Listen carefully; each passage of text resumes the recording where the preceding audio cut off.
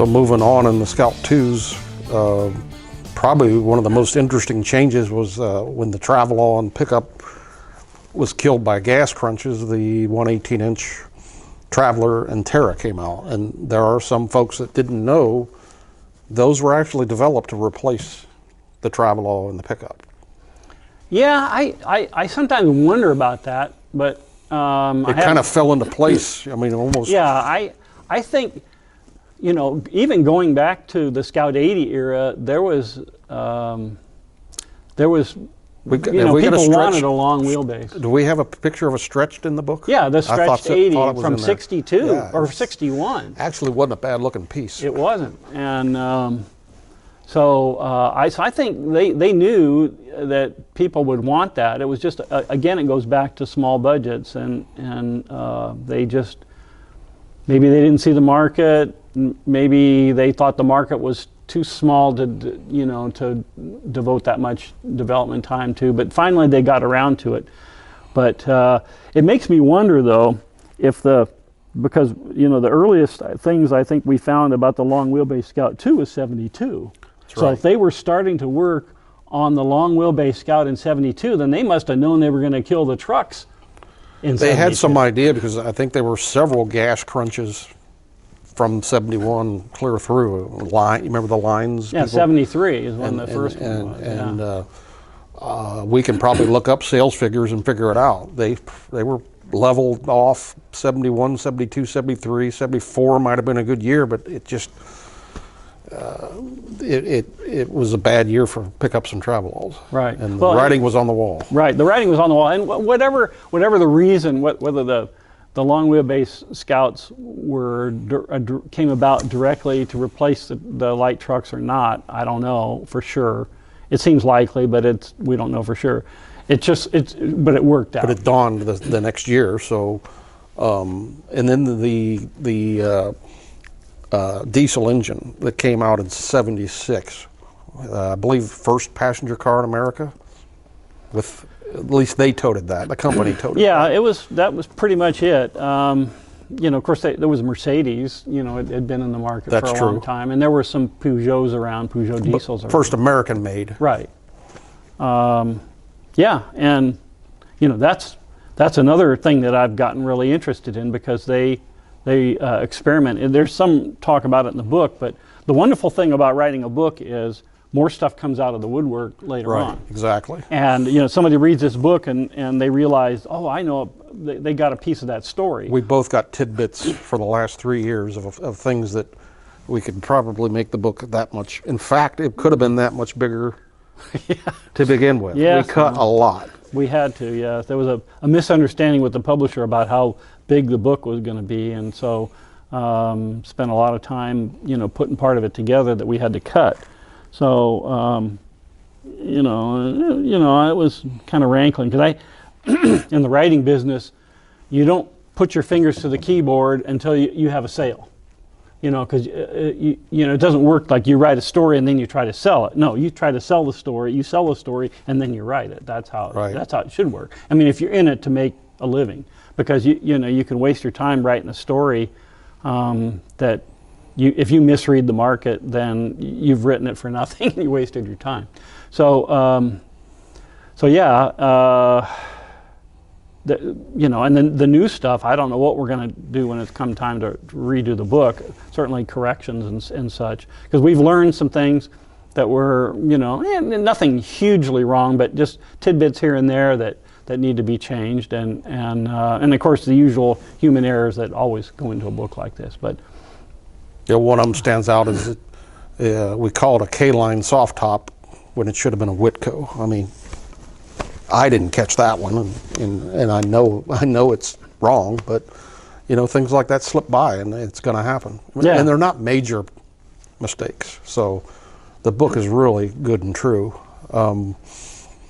The SS2 came along, and it spawned a bit of racing, and that to me was one of the most eyebrow-raising, intriguing things, and I think you might have said something similar. It was very interesting to the racing research part of this. Yeah, and that's a part of the book I wish was bigger because there's And a as lot big more as to it that is, story. I mean, we've got a lot in there for Yeah. racing, but there's more that have come out. Oh, well, I think it was all there. It's just a matter of, How much do you finding put it. in? Yeah. Yeah, well, and there's a lot of stuff that we've discovered that people have now that we didn't know about at the time, So, and, Dick Backham and Larry Ehlers, those guys, boy, it's too bad they're both dead. They could have given us a wealth of information on Yeah. that, and I don't know where that story come from, but maybe you can tell me about the price of sponsoring a race team and what they got out of that.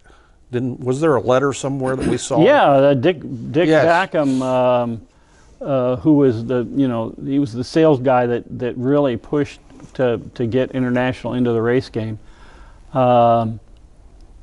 After the fact, when the Scout had been discontinued, and he wrote, I don't remember where he wrote that. He was quoted somewhere as saying that when they when you do something for advertising, you don't necessarily, there's not necessarily, okay, you put this much money in and here's this much money going to come back. You can't measure it that way, but you measure it by, how much FaceTime you get on TV, how much magazine time you get out of it, all these intangible advertising things. And there's ways that advertising people have of calculating those things. And they put in, for $50,000, they got $125,000 worth back from the racing program, and that it was a hard push to get, because International, their top people were pretty conservative, and the racing thing was like, I don't know if we should do that, so they really had to work at it. With Ford, Ford was involved in racing, GM is involved in racing, Dodge is involved in racing. It was a no-brainer for those Right. guys.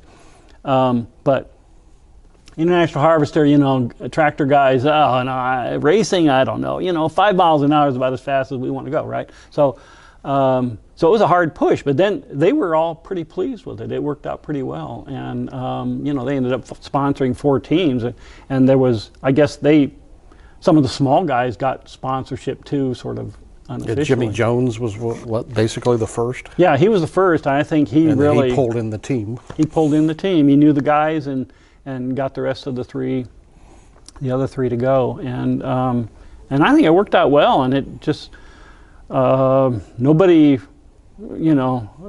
really thought of Scout as a Baja racer, but it sure proved that. One of the testaments that I remember in the research was, I think it was Jerry Boone, who won the first race, and it was a very, I'm not going to say stock, but it wasn't altered very much. Mm-hmm. And he did so well, and then I remember talking, maybe it was his son later, saying that when they started tweaking it and doing things to the motor, and they started losing,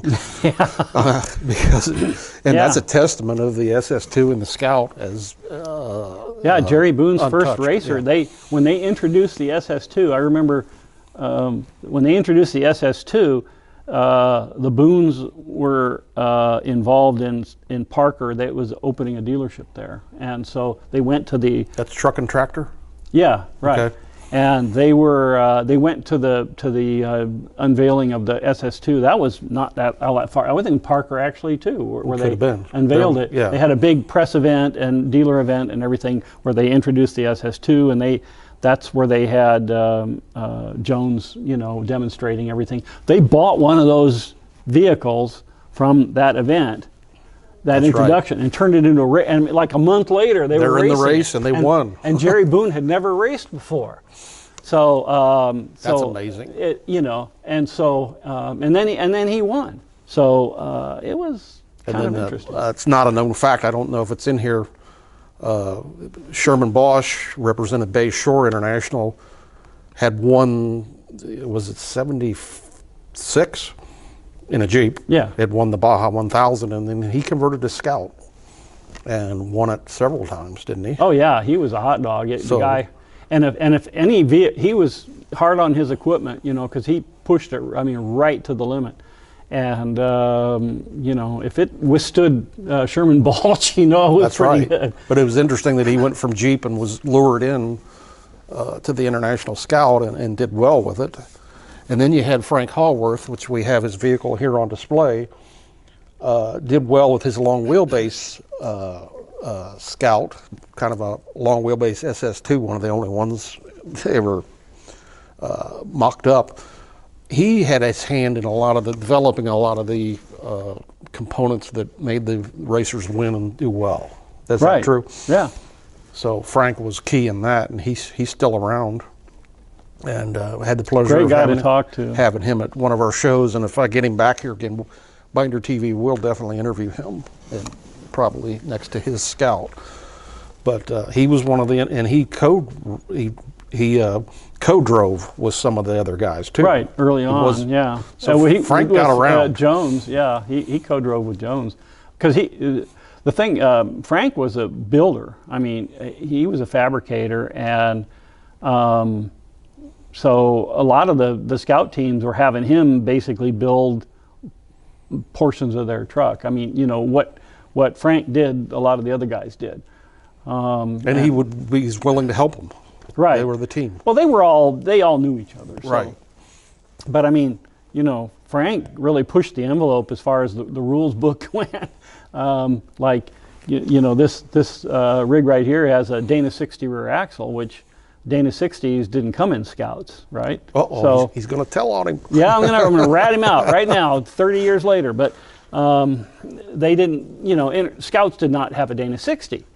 But the 44s, they were having trouble with them. They were just a little light for the job, you know, as far as, you know, a Baja racer. I mean, they're getting frequent flyer miles like you've never seen. So needed something a little heavier. So he put a Dana 60 in the back. And when they called him on it, he said, well, you know, this long wheelbase Scout is an evolution of the Travelall.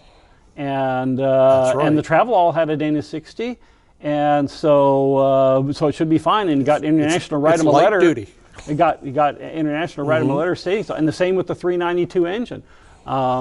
You know, obviously there's no replacement for displacement, so they wanted a bigger engine. And the 345, of course, they did consider offering the 392 in the Scout early on, and they probably would have if it hadn't been for emissions regulation, because there's hundreds of thousands of dollars in certifying an engine every year, and you know, just adding the 392 to that just added too much money to the prospect. But anyway, it was the same deal. Hey, 392 came in a Travelall. This is just an evolution of the Travelall. So, you know, here we go, and it flew by, you know, and so. And then later on, Balch put a 392 in. I don't know if Jones did, but you know, no replacement for displacement. Whatever edge you could get, you needed. Yeah. So Frank was a really good driver, but you know, surprisingly, he never had any big wins. But he's always high in the points. yeah, he did well in points, and Yeah. you know, I think one of his racers the most known and seen. He had several sponsorships. I think there's a poster around here with some Igloo. Oh yeah, the igloo igloo. thing, where he jumped the vehicle through the stack of igloos. Yeah, so it's a very known rig, and again, I'm going to say that the racing was one of the most. It was a surprise that it was going to be that interesting, and the things that we didn't know. I knew very little, other than the posters that I have on racing over the years, and we sure we've got a taped interview with Sherman somewhere. I think I have a copy of that, and Jim interviewed most of the. Did you talk to Jerry Boone? Yeah, I talked to Jerry, and I talked to Sherman Balch, and of course Jimmy Jones was deceased by the time we got around to But we talked to his son. Talked to his son, who his son. He knows a lot. He knows a lot, and he was helping his dad with the race team, so he knows a lot. And he actually has his old racer again. So, yeah, the placement of the racers is you know, the Sherman Bosch's. I'm not sure we know where any of those are. yeah, there's one around. One he had two, I think, and One of them is for sure around, and the other Texas, maybe? Huh? Is it in Texas? I don't remember where it is. We got a picture of it in the book. The green one? Yeah, the green one. Yeah, and that Mr. was Scout of first. Eugene had it, and then it kind of changed hands a few times, Yeah. and one of the think- guys took it apart, and we weren't sure that was a good thing. Well, the only one that we're missing one of Jones's, and I think both of Balch's are around. The second one, I'm not sure where it ended up. Jerry Boone's is in the barn. I Right. know he's got it, and got an aluminum intake. Jerry, on if there. you're listening, get that thing out and get it to some shows. We want to see it. Yeah, you're always welcome to bring it to this show, and I got plenty of room in this museum. We'll take any racing trucks, Yeah. Scouts. Well, but the one I'd really like to see is Jones's diesel. the Terra. The That Terra, I believe's got a gas motor in it now, and it's still Somebody around. in California has Yeah, it, and it's got a gas motor in it. And Probably does not have the graphics on it anymore. I know. But that one ought to be put back yeah, and set somewhere just like it was. right. And then, of course, what's the name of the couple in California that have Joneses that Rick Sasser ended up with? Yeah, right. They're You know him better than I do. I've never know, met and the guy. The name is, and I interviewed him on Binder TV. They have that one, and my best advice on that one is if they're going to preserve it, to put it back white with the SS2 decals, how Jimmy had it. I've been telling them that because it's most known for that and it's the most famous. But Well, and the only one that's really missing now is the original one, Jimmy Jones. It was the 800A that he had. that one is not accounted for. Right, Yeah. and that one was so wildly modified, and it was seriously ugly because he changed the front end of it and did all kinds of weird stuff with it. But it would still be nice to find it. It would. So, moving on, one of another interesting subject was the SSV program. Maybe just go over that just a little. Anything we found that's not in here, and then explain the name, the coupe, and how you come up with. I think that's pretty cool. How you come up with describing them. Well, it was just I was going crazy. Well, we're assuming that some of you have passing familiarity with the book, okay? Because we can't. Can't go in that deep. Can't go into that deep, yeah. but there were. They wanted to develop a fiberglass system for International Harvester, and it originally started in the big truck realm. They wanted to make truck cabs out of fiberglass because anybody that knows any trucks, they there's a lot of trucks with fiberglass front ends and stuff like that. So that International was involved in the beginnings of that. So they get a lot of credit for kind of getting that started, but they wanted to build cabs out of it as well. And that didn't work out quite so well for them. So they had hired a guy to do that, Windecker, and he was out of Texas. he was out of Texas. And so they wanted to learn how to do it, but they wanted to kind of maybe make a little money while they were learning. So on the job training. So what they decided to do was go to the Scout and develop a fiberglass body for the Scout. And one thing leads to another, and they developed something that they call the Supplementary Scout Vehicle, or SSV. Now, a lot of people have called that the Scout 3. Or 1981. Not. No, and the Scout 3, that was a name that was out there, but it was mainly referring to a totally new Scout for about 85 or so. And because they had the Scout 2 and the Scout 3. Now, the Supplementary Scout Vehicle, SSV, was going to be a fiberglass, sporty kind of, International's Corvette, you could Another say. model. Another Yeah, model. Exactly. Right, and it would be in addition to the Scout 2.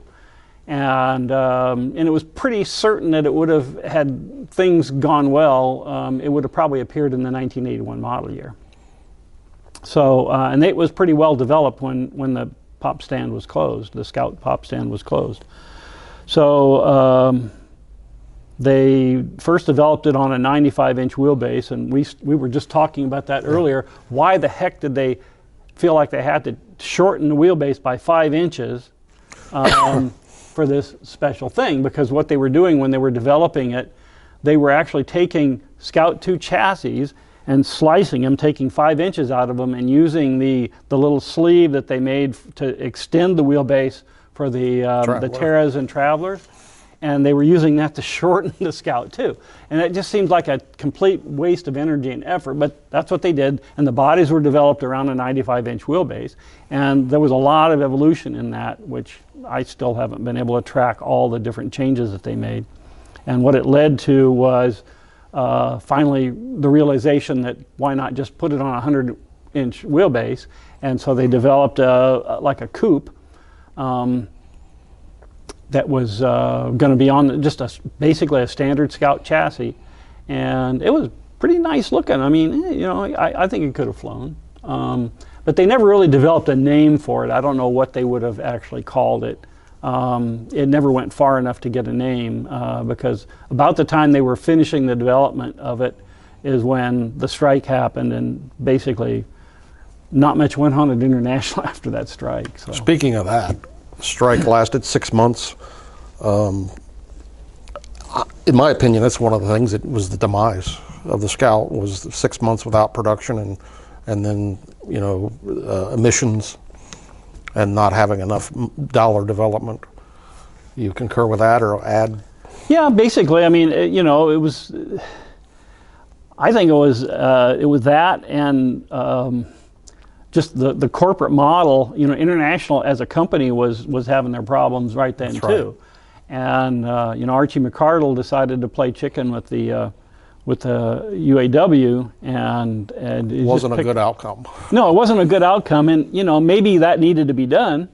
You know, they maybe needed to really renegotiate that contract, but he just picked a bad time, and he thought he held all the cards, and he found out that he didn't, and he didn't. You know, it was like two cars coming at each other playing chicken, and nobody swerved. They went head on, and because you know, the UAW was hurt, and you know, or the UAW members were hurt when the Scout thing was shut down, and International Harvester was badly hurt from it too. So basically, it was a no-win situation. It was. So if things would have continued, they'd have had an SSV or whatever they were going to call it in their arsenal to sell, and then in '81, there were some changes coming.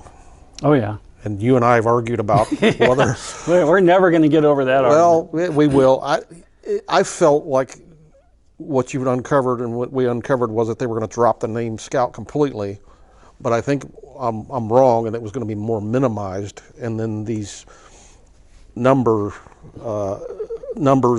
models, kind of copying the Mercedes-Benz and that line, you can take it from there. Yeah. Well, I don't think Scout would have been dropped, but Scout 2. As a that designation. was going away. That was going to go away. As we talked about earlier, they knew that they needed to go up market, right? So, and the profit margin was there in an upmarket vehicle, and that's true even today. I mean, it's almost impossible to find a dulled down vehicle. If you want a plain pickup, it's really hard to find one. Well, if you think about it, Hummer H2 was total luxury. You could not buy a bare-floored Hummer H2, and I always thought that was a mistake they made. They should have had basic. Well, maybe it was a mistake, but by the same token, the numbers don't lie, and the money's in the accessories, right? Right. So, and it was the same for International. So what they did is they hired a guy named Jim Bostic, who came over from AMC, and he was a big-time car marketing guy. He knew the marketing world really well, but he knew it from the perspective of the mainstream market. And if International had a weak link, it was they had gotten better at it, but they still were just, you know, it was like when you tune a radio, the frequency, they were just a little bit off, and they weren't quite tuned in, you know, because they were building trucks and stuff. They weren't really dealing with the mainstream, and you couldn't go, you know, like I remember when I was a kid. You know, every year my dad would load us up into the car, put us in our little suits, you know, and everything, and we'd go up and down Main Street to look at all the new cars, right? And well, you're not going to see a Scout on Main Street. No. No. And so you had to go out of town to the tractor dealer to see a Scout, and not many people would do that. So Bostic knew that one of the basic fundamentals to selling more Scouts was to get them on Main Street. So, of course, how they got them into Pontiac dealers and Volkswagen dealers and Toyota dealers. They and signed out independents. Independents, right? And I guess I have never seen any numbers, but it seemed like that was working out okay. It seemed to be. And some of those dealers were flourishing. And they might even have a medium truck, one, sitting there on their lot. Right. But the Scouts were a good, if you were if you were an AMC dealer, for example, before they had trucks, a Scout would have been a nice thing to have in the showroom, because there were people that came in and looked at stuff like that. AMC would have had their Jeeps, though. Well, yeah, but there was the only reason I said that is because there was some talk at one point about AMC buying the Scout division. Oh, and okay. You remember that? Yeah. So. Or was it Chrysler? No, it was AMC. It was early AMC. on. That was before AMC had a truck line at all, and before they bought Scout. They were probably interested in the Travelogues and right, pickups. all those things. The whole light line. Gotcha. So anyway, Bostic was moving towards getting Scout onto Main Street, and they hadn't really figured out exactly how they were going to do that, but they were talking about independent dealers that would just sell Scouts, and I have a feeling they would have gone back to light trucks of some sort, but who knows. However they were going to do it. And but the other thing was they were going to radically slow down the plain Scouts, the farm Scouts, and they were going to put a lot of money into the higher end Scouts. So that means probably the numbers would have been lower, the overall numbers, but the profit margin per vehicle would have gone up. Because people were looking for second cars, daily driver-friendly vehicles, and the Scout was certainly that. But a bare bones Scout wasn't. It wasn't the kind of thing that you could get your wife to drive to the store, right? And you wouldn't necessarily want to drive it to work if you were going to end up driving it. So,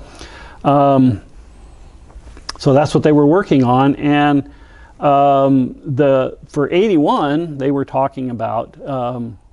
Really, really doing a lot of changes to the Scout line. They had a new dashboard that was really nice looking. I mean, and they were also, if those of you out there know what a Traveler looks like, the Traveler roof, how it slopes back, it's a lot more modern looking than a regular Scout 2 travel top. And so they were going to develop a short version of the Traveler top. And probably some other small details that we haven't seen, but one of the things they were going to do is change the designations, and the short wheelbase, the 100-inch wheelbase Scout was going to be the 350 line, and the long wheelbase Scout was going to be the 450 line, and then they would have letters behind those to designate the trim level, the package level, and it sounded cool, high class, right. And they had that all worked out, but then the strike happened and everything fell apart, and they never had a chance to implement any of it. So would they have, I guess our debate is, would they have done that, or would they have stuck with the Scout 2 name? I think they'd have done it, but maybe the Scout name would have been a little more prevalent than it looked on the things that I saw. Yeah, right. So, and if they just held on another couple of years, they probably could have made the Scout work. Here's a question I get quite a bit. If I've got a Scout that was built in September of '80, or even October, shouldn't that be an '81? But it's not. Well, normally, but I think they were just building out. They were just building them out. Yeah, and so it was still the 1980 model year. So that's a myth out there. Oh, I've got an '81. I've never seen one. The production, a lot of times for the Scout, the new model production started in July or August. Well, the other thing that would have happened too would be that KGD.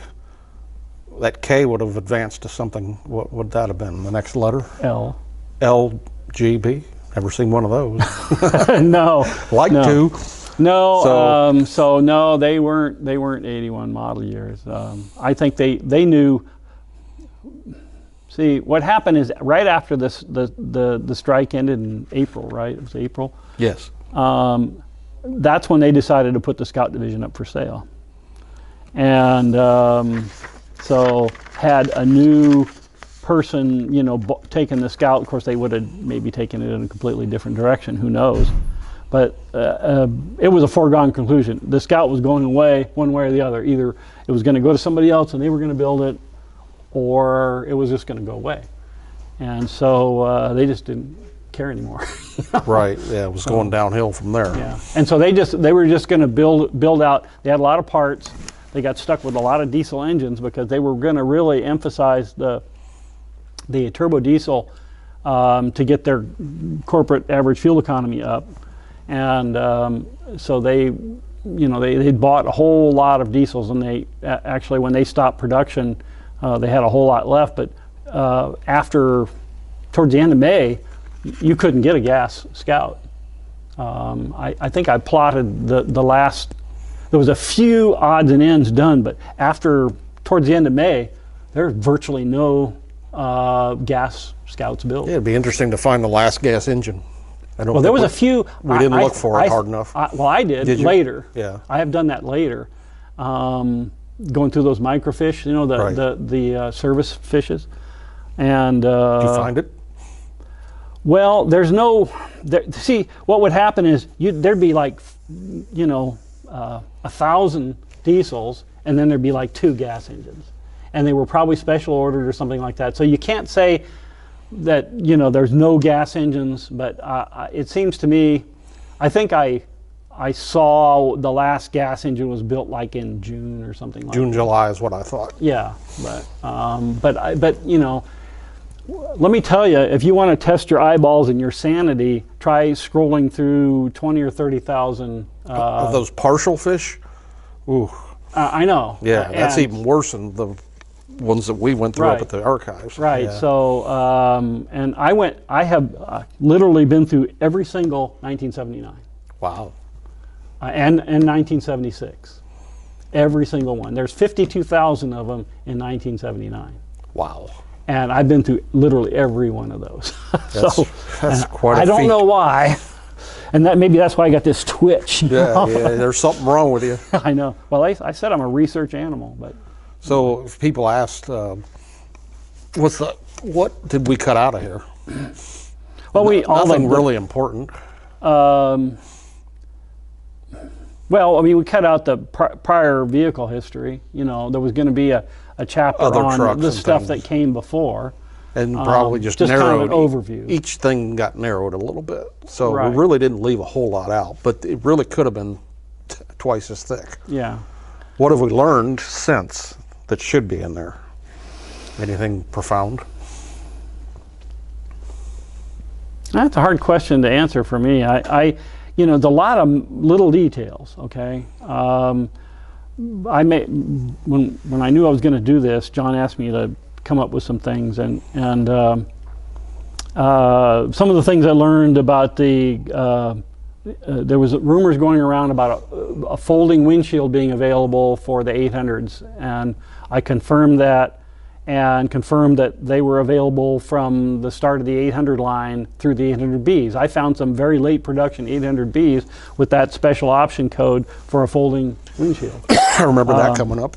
Yeah, and we didn't, at the time we did the book, we knew that there was an option code for it, but we didn't know how extensive it was, and there was quite a few more of them built than we would have imagined. Excuse me. One of the things, you going to survive this? Yeah, I'll be Okay. fine. Okay. Thank you. The CVIs, the special CVIs, there was a lot of documentation about the normal ones you see, Midnight Stars, the Sports Star, like what you got over here, and all these different CVI specials. Well, there was a whole batch of those that are undocumented. Houston Oiler one. The Houston Oiler, but there was only a couple of those, or 8 of those, or something like that. That's a very small number. But there was dozens, hundreds maybe, of specials that were done Regionally. regionally. I think that the regional managers would go to CVI and say, hey, I want something special for this region, and and they didn't have names for them. That's what the salsa one is? That's well, You named it. I named it. There was a CVI, and it's the what was the special edition one? What do they call it? The selective edition. Oh, that was done by the factory. Yeah. Right, yeah. but it's very similar to the similar. selective. Yeah. Those special CVIs were very much like the selective edition, but they were painted in a red that I think is the most gorgeous red that's ever been put on a Scout, and it reminded me of a salsa that I had in New Mexico somewhere that was like the best salsa I've ever had in my life. And so I started calling it the Southwest Salsa because they were ordered by the Southwest. They're all, every one that I've seen Right. was from the Southwest region. But there's a whole bunch of them, and way more than I ever expected to I find. got those drawings over there that have a lot Yeah, of those exactly. oddball. Well, one of Dick Hatch's, that was the Southwest Salsa. Right. It was the salsa, Gotcha. and the salsa was one that was presented to International as being a possibility, because what happened is that when CVI was developing their specials, they did a bunch of concept drawings and took them to International, and then International picked the ones that they liked, right? Well, the salsa, what I call the salsa now, was one of those, but they rejected it. And so... and I'm lucky enough to have 20 or 30 of those drawings in my archives, so and you've documented them. I've got pictures of all of them, and some are in the book. Yeah. And that was a fantastic find, and I'm glad we were able. They to came find from them. CVI. It was a gentleman by the name of Denny Carr, who lived across the street, ended up with them. So I don't know. We got a few from Dick Hatch too, didn't we? I don't know that those were CVI. They were other concept drawings, but all the CVIs I have in one packet that came from across the street from Denny Carr's house. Yeah, well, those were On Bremer Road. what was his name? The designer now here. Dick Nesbitt. Dick Nesbitt. Yes. Yep. Most of those were his Yeah, drawings. yeah. Come to think of it, the one I have of the salsa came from Nesbitt. Okay. Yeah. I have it too. Right. So But- I think but- mine's, it's about this. The drawings are about this big. Anyway, so, and there's a number of others that I've found too. And there's another thing, if whatever contact information you put at the bottom of the screen, if you have any weird CVIs that you don't know, if there's no documentation on them. The problem is they didn't code them, and they didn't always handwrite what it was on the line tickets. So yeah, in the a lot of them Southwest, can't tell. They just, all you know is they went to CVI. Right. And in the ship to what you do is you have your line set ticket, and if it was shipped to CVI and it doesn't say on there somewhere what it was, like a Sports Star, because typically the standard ones, it always says on there what it was supposed to be. Classic was probably the most common. Yeah, the classic or any of those. And we have pretty much all the standard ones are in a special section of the book for CVI. But then these undocumented ones, they didn't say what they were. And so that means you got to go through and dig through the line set tickets and find out, okay, the basic package, they would order certain things like the gold wheels. The salsas had gold wheels. And that selective edition had the gold wheels too. So so you find those key things that are in all of them, and then if you have a CVI, hopefully you still have the CVI tag on the doorpost, and then it has a special code number, and we recognize some of them as the standard model, but some of them are completely weird. We don't know what the hell they are. And so those are the ones we're interested in finding out about. Well, speaking of that, have you ever seen a Scout 2 with a vinyl top? Boy, it seems like I have. Probably because it was pictures from my dad's dealership. He had a lot of that done on Travelogues and Scouts. The question is, that was a company-run store or dealership, so it was owned by International Harvester. If they did that, is that company or is that dealer? Dealer. So it's dealer no matter what. In my opinion, it is, because It wasn't on the factory line ticket. it wasn't on the factory. If it's not on the line set ticket, then They were sold right here in town, and boy, they're gone. I've never seen. There was pictures of a Travelall with vinyl tops and this vinyl siding that I'd never seen before, and then vinyl tops with this chrome trim on a Scout 2, which didn't go over. I don't think it was a good fit, and I think he only did it in '74. So yeah, that's another interesting things like that are floating around. Right. There were things that dealers did. Right, and that's all fine, and I think that adds a lot of interest to the hobby. But it is in factory though. It is in factory. Like there's one that we've factory seen and there's out there. dealer, and period dealer. Okay, and I think they're both collectible. But it's too often, in my opinion, and just spouting off here, people will take something oddball that may have happened at a dealer or maybe not even at a dealer, and try to foist that off as something that happened at the factory that was undocumented. Well, the one thing I've learned in all my research is that almost never happened. I'm not saying it didn't happen. There's a few instances that we can prove, but generally, if it isn't on the line set ticket, it didn't happen. Right. And you can never say never. You never say never, but from the hundreds of times you hear that when you're talking to guys, maybe out of 100 times you might be able to prove it once. TSPC, Truck Sales Processing Center, is a little different than it being done at a company dealership. Right. Am I correct on that? I would call it, if it was done at TSPC, it's still factory. That's still factory. It's in the walls, and that's where we get into the Spirit and Patriot controversy of whether it's an identifiable Spirit or Patriot or not. And if it doesn't have the codes on it, and it says TSPC, and it had the blue, red, white, and blue stripes on it, but not the codes, it's a TSPC Patriot or Spirit, and it's not documented. It's worth, if it's in mint shape, it's worth, it's got some value, but it is not as valuable, in my opinion. You could disagree with me, I don't know, as one that's documented. No, I don't disagree. And there's with there's one out in California right now he's just pushing hard to find out that it's a real thing, and there's no way to prove it. No, there is no way to prove it, and it may. This is on my radar now, and I'm working on this. But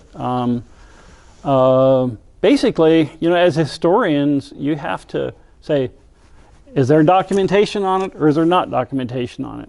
And if there's not, then you have to consider just a theory. And maybe International did it somehow. But when you think about weird things happening, well, they're not going to. A company is not going to spend money that they don't get back. So anything that goes out of that factory, somebody has to pay for it, right? Right. So there's got to be a paper trail somewhere on that. Now we know we haven't really found those records yet. That there is separate invoices from TSPC to International, but almost always that whatever it is that they did came from an order, and it was on the line set ticket. So, and then it goes from, something that couldn't be done on the line to go to TSPC for special work, whatever they were going to do, but it's always documented on the line set ticket. And there's a few instances where maybe something was just went directly from the line to TSPC without being documented on separate paperwork, and that's what we're trying to figure out as far as this Patriot thing. But strangely, there are a number of apparent Patriots out there that have apparently period stripes on them that all come from about the same time, before the actual documented Patriots came out, and they're all from the same time period, and they all went to TSPC. Now, some people are willing to connect dots that are this far apart as a historian, and because for value, things are getting collectible, and I know you get into appraising stuff, And you know, if you connect dots that are too far apart, you can get your You butt could in get the ringer. in trouble. Yeah. Yeah. So those things have to be documented. So if there's anybody out there with a what's apparently a patriot, but the line set ticket doesn't show it to be a patriot, we're interested in hearing about it. So Interesting. So, what do you think is the most interesting thing we learned overall? This is what, 4 years out? yeah, We started this almost 4 or years 5 years now. ago. What do you think is the most interesting thing? I don't think I can I mean, answer it's too that. big of a question. It's too big of a question. Yeah, probably. For me personally, it's the geekiness of the line set ticket. Because there's so many missing documents, I've turned to line set tickets as my standard of research, because they're not nothing is really absolute, because, as you know, like I said earlier, we sometimes found two different pieces of paper from similar time periods that contradict each other. And how do you correlate that? Now, you develop a sort of a BS detector with this stuff. You know, you see trends, and after a while you say, okay, if I'm going to guess, this would be what I'd guess, but you could be wrong. But you know, at least it's an educated guess, Right. You know, so but I don't know. But probably the thing that I learned most was about line set tickets and how important they are. And if you have a scout and you're interested in the history of it, job one is get a line set ticket. Job two is get the manuals for it. So that, I guess for me it would be the one time I met Ted Ornis a few times, the guy that started all of it, and he always gave credit to his team and the people that were under him that helped get the Scout going and development over the years. He always gave credit, said it was a team effort, and he was always humble.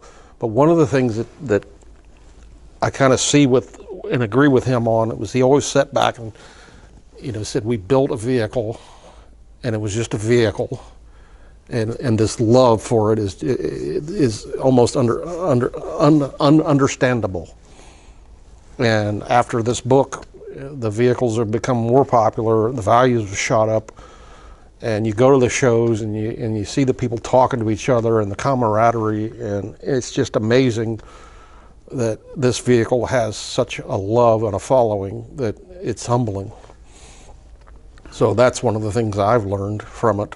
I think we've helped propel the vehicle by doing this. I don't know, to stardom or whatever you want to call it, but you see them more in TV programs. They're on the Meekum and the